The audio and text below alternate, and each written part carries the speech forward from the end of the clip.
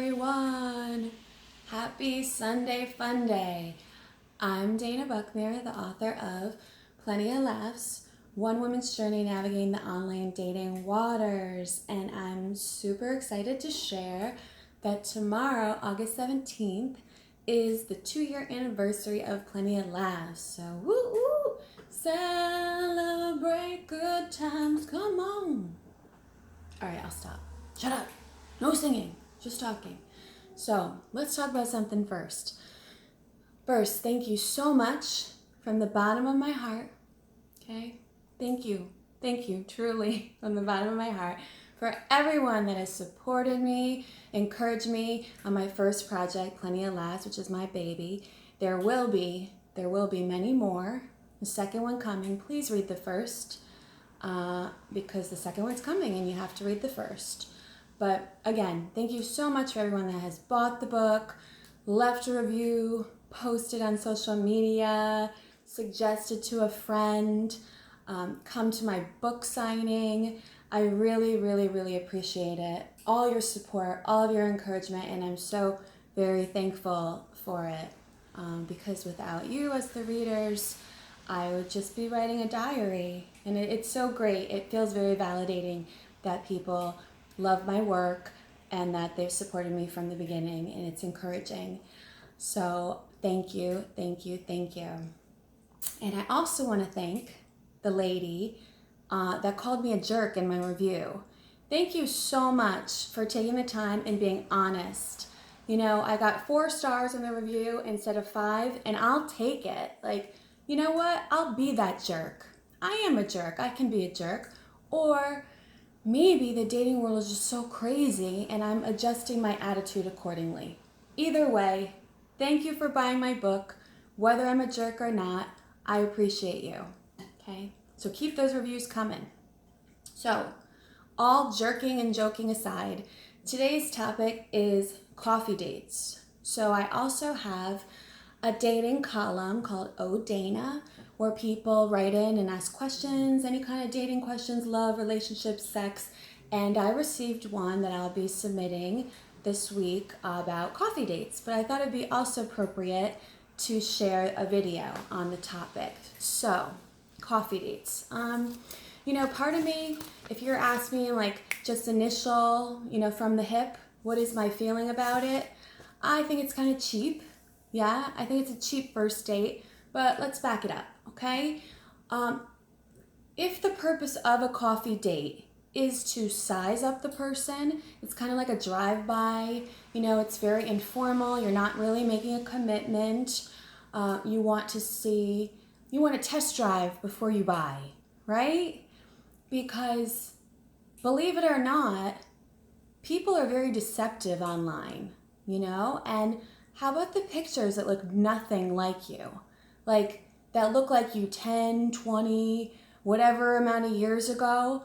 If you're going to meet the person in real life, I don't understand why you would put a picture that doesn't represent who you are. Unless you plan on being pen pals forever and not really meeting in real life, then go ahead. I'll do that too. I'll be Julia Roberts. Don't I look like Julia Roberts? Yeah, I'll make you think that I'm Julia Roberts online because I have no intention of ever meeting your ass in real life, right? So just keep that in mind. So the coffee date, you can evaluate, does the person look like the person that you've been chatting with online for a week or so? That's number 1. I have a male friend who claims, it hasn't been validated yet, but he claims that he's been on 1,500 coffee dates in the past few months.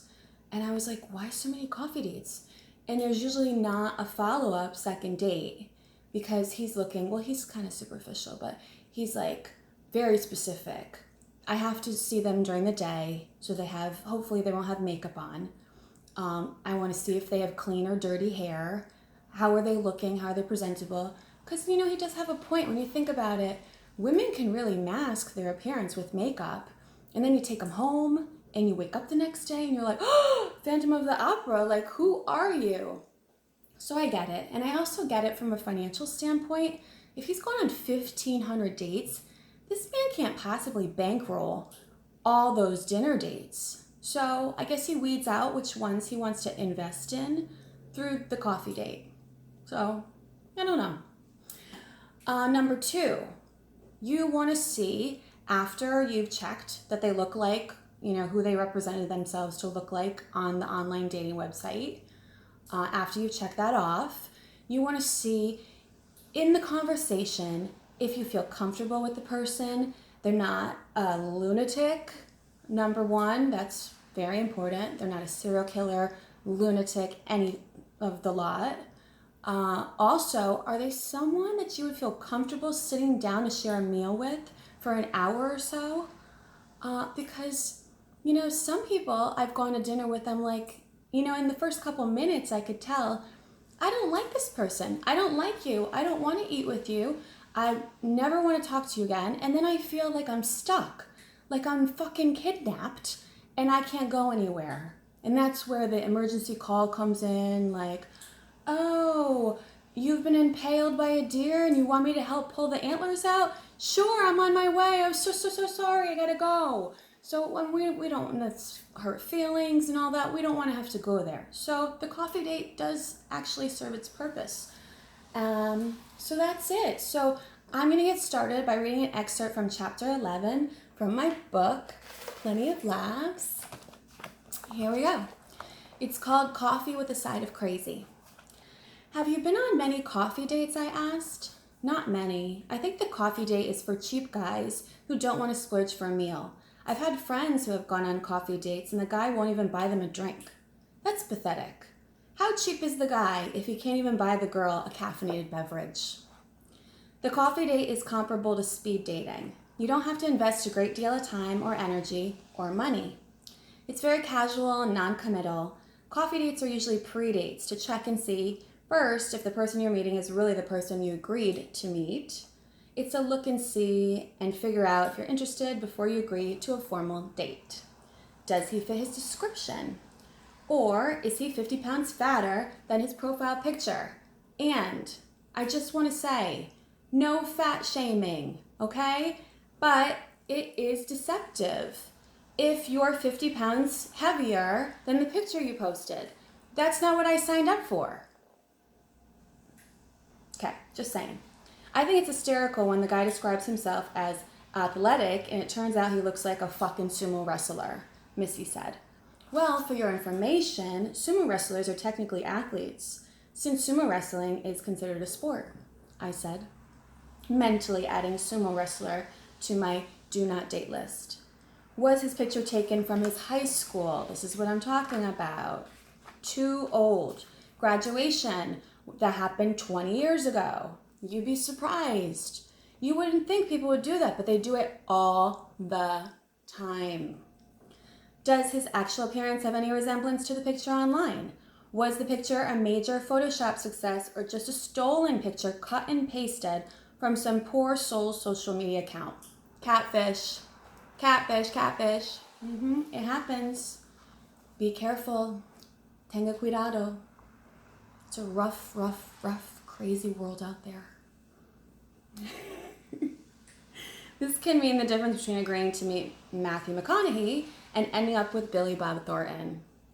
No offense to Billy Bob Thornton, he's a great actor and not bad to look at, but nothing in comparison to Matthew McConaughey.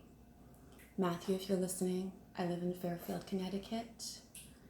Bradley Cooper is supposed to be my neighbor, and I keep going around the area thinking I'm going to bump into him, and I haven't, so I don't know what I would say, if I did, but Bradley, if you're listening, I'm here.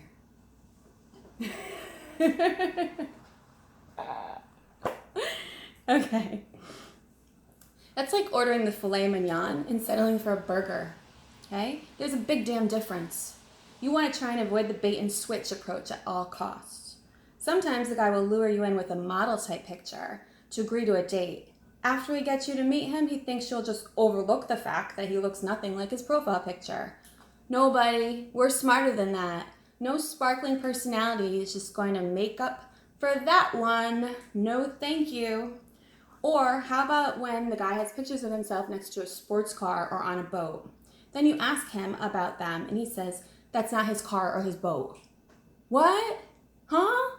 Is that normal? for people to just take pictures next to other people's possessions and then post them on their profile? Again, deceptive. Talk about false representation. Anyone would assume that if you take a picture next to it, you own it. Not having it, okay?